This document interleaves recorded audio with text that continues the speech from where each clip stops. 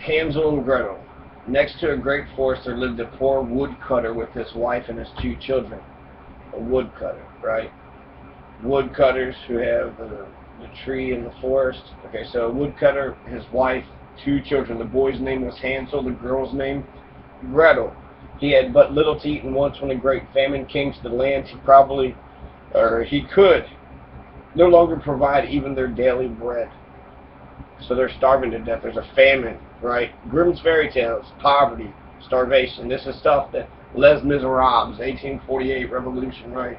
Les Miserables, miserables, Les Miserables. One evening as he was lying in bed worrying about his problems, he sighed and said to his wife, "What has become of us? How can we feed our children when we have nothing for ourselves? Man, what do you know what?" answered the woman. "Early tomorrow morning we'll take the 2 children out into the thickest part of the woods, make a fire for them, give each of them a little piece of bread, then leave them by themselves and go off to our work. They will not find their way home, and we will be rid of them." "No, woman," said the man, "I will not do that. How could I bring myself to abandon my own children alone in the woods? Wild animals would soon come and tear them to pieces." "Oh, you fool," she said, "then all 4 of us will starve. All you can do is to plane the boards for our coffins." And she gave him no peace until he agreed. "But I do feel sorry for the poor children," said the man. So this is the mother forcing the father to fuck over the kids, right? She kept pestering, kept on getting, and eventually she got her way. So mother, right, the pious, moral,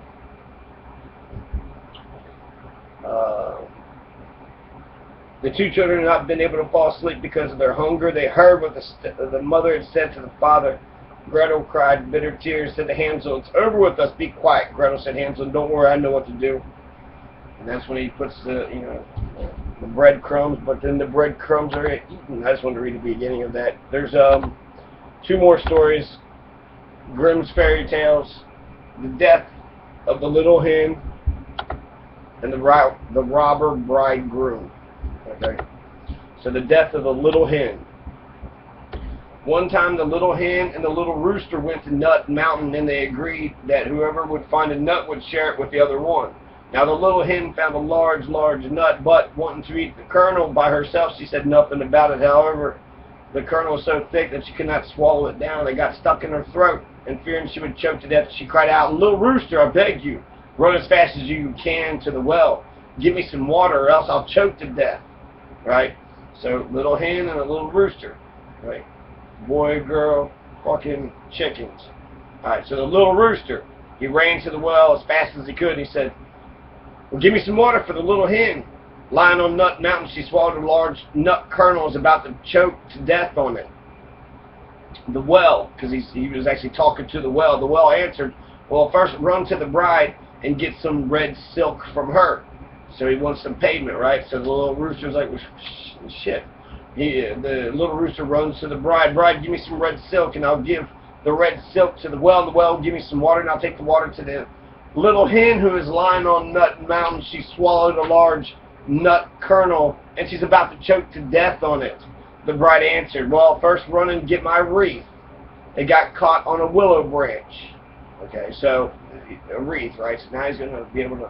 So the little rooster ran to the willow, pulled the wreath from its branch, took it to the bride. The bride gave him some red silk, which he took to the well, which gave him some water. And the little rooster took the water to the little red hen, but when he arrived, she had already choked to death.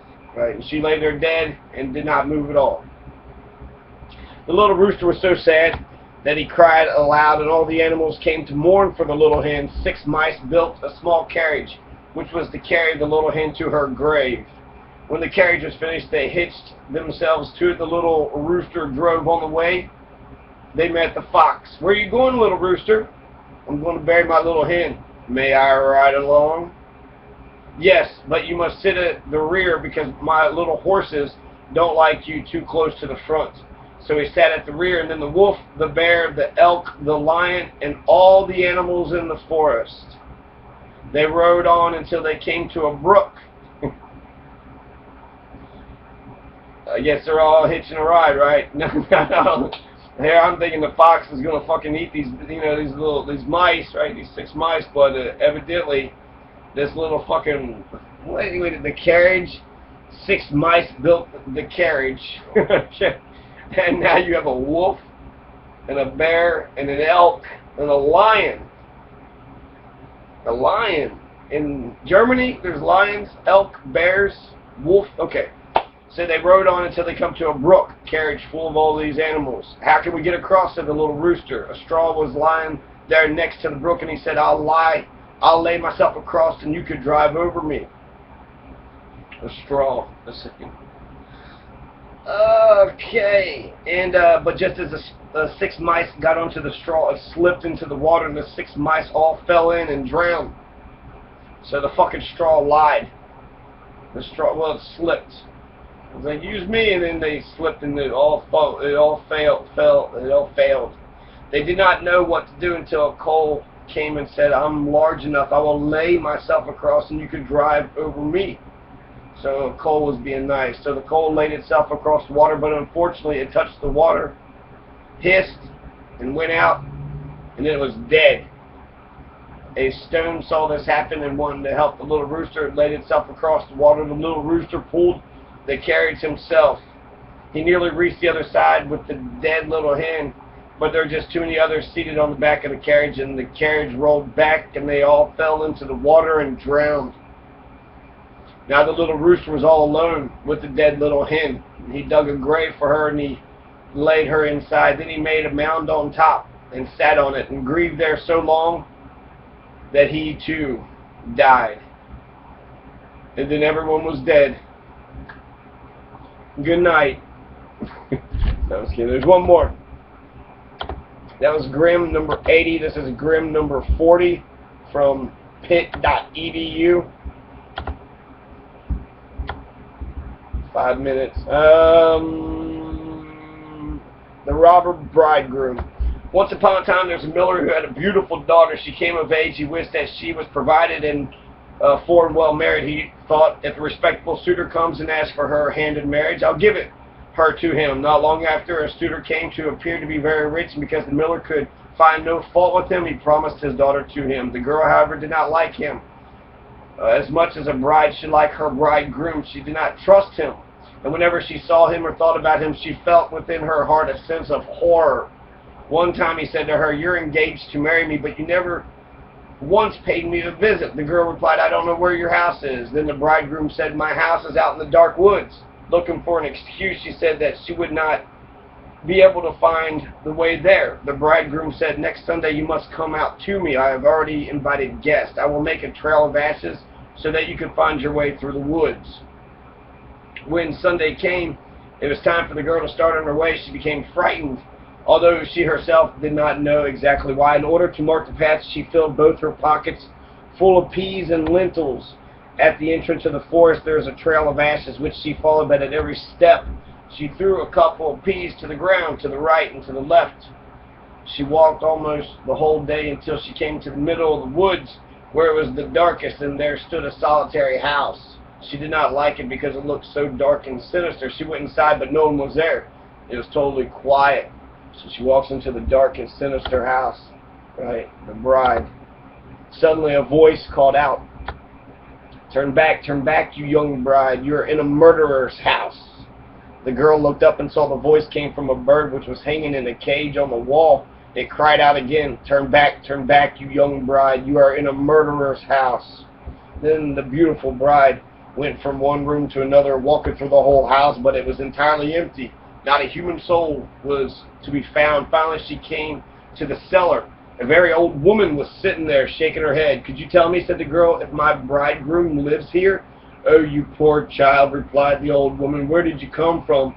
You're in a murderer's den. You think you are a bride soon to be married, but it is death you will be marrying. Look, they made me put a large kettle of water on the fire. When they have captured you, they will chop you to pieces without mercy, cook you and eat you, for they're cannibals. If I do not show you compassion and save you, you are doomed. With this, the old woman led her behind a large barrel where she could not be seen. That's interesting. So the father just marries the daughter off, right? Doesn't even know who this fucking guy is. Says he's a rich prince. Oh, I believe you. Sure, why not? Don't even go check his house. Don't even know where he lives. You just, you know, and that's weird. These fathers are just passing daughters out. I guess it's a burden to have to raise a daughter. You don't have to feed her no more. Just have to pass it out. Sometimes they have to give dowries, right? Don't have to give a cow sometimes. Here's a cow. Here's a couple bucks. Please take my daughter. But then sometimes, you know, sometimes it's like a hand in marriage, like something to be achieved, right? Usually, sometimes, maybe. The old woman let her hide behind a large barrel where she couldn't be seen. So be quiet as a mouse, she said. Do not make a sound or move, or all will be over with you tonight. When the robbers are asleep, we will escape. I have long waited for an opportunity. This had scarcely happened when the godless band came home. They were dragging with them another maiden. They were drunk and paid no attention to her screams and sobs. They gave her wine to drink, 3 glasses full, 1 glass of white, 1 glass of red, and 1 glass of yellow, which caused her heart to break. Then they ripped off her fine clothes, laid her on a table, chopped her beautiful body in pieces, and sprinkled salt on it. The poor bride behind the barrel trembled and shook, for she saw well what fate the robbers had planned for her. One of them noticed the gold ring on the murdered girl's little finger. Because it did not come off easily, he took an axe and chopped the finger off, but it flew into the air and over the barrel, falling right into the bride's lap. The robber took a light and looked for it, but he could not find it. Then another one said, "Did you look behind the large barrel?" But the old woman cried out, "Come and eat. You can continue looking in the morning. That finger won't run away from you." Then the robber says, "The old woman is right." And they gave up their search and sat down to eat. The old woman poured a sleeping potion into their wine, so that they soon lay down in the cellar and fell asleep, snoring. When the bride heard them snoring, she came out from behind the barrel and had to step over the sleepers, for they lay all unrisen in the ground. She was afraid that she might waken one of them, but God helped her, and she got through safely. The old woman went upstairs with her, opened the door, and they hurried out of the murderer's den as fast as they could. The wind had blown away the trail of ashes, but the peas and lentils had sprouted and grown up and showed them the way in the moonlight. They walked all night, arriving at the mill the next morning. Then the girl told her father everything, just as it had happened. When the wedding day came, the bridegroom appeared. The miller had invited all his relatives and acquaintances. As they sat at the table, each one of them was asked to tell something. The bride sat still and said nothing. Then the bridegroom said to the bride, "Come, sweetheart, don't you know anything? Tell us something, like the others have done." So it's wedding day, right? So the bridegroom's all there, everybody's there. They invited all the relatives and acquaintances. She says, "Well, I'll tell you about a dream. I was walking alone through the woods when finally I came to a house. Inside there was not a single human soul, but on the wall there was a bird in a cage, and it cried out to me, 'Turn back, you young bride, you're in a murderer's house.' And then it cried out the same thing again, 'Darling, it was only a dream.' Then I went through all the rooms, and they were empty. There was something so eerie in there. Finally I went down to the cellar, and there was a very old woman shaking her head. I asked her, 'Does my bridegroom live in this house?' She answered, 'Alas, poor child, you've gotten into a murderer's den. Your bridegroom doesn't live here. He intends to chop you to pieces and will kill you, and he intends to cook you and eat you. Darling, it was only a dream.' After that, the old woman hid me behind a large barrel. I had scarcely hidden myself there when the robbers came home, dragging a girl with them. They gave her 3 kinds of wine to drink, red, white, yellow. That caused her heart to stop beating. Darling, it was only a dream. After they took off her fine clothes, chopped her beautiful body to pieces on the table, then sprinkled salt on it. Darling, it was only a dream. Then one of the robbers saw that there was still a ring on her ring finger. Because it was hard to get the ring off, he took an axe and chopped off the finger. The finger flew through the air behind the large barrel and fell into my lap. And here is the finger with the ring." With these words, she pulled out the finger and showed to everyone who was there. The robber, who had during this story became as white as chalk, jumped up and tried to escape, but the guest held him fast and turned him over to the courts. And then he and his whole band were executed for their shameful deeds. The robber bridegroom.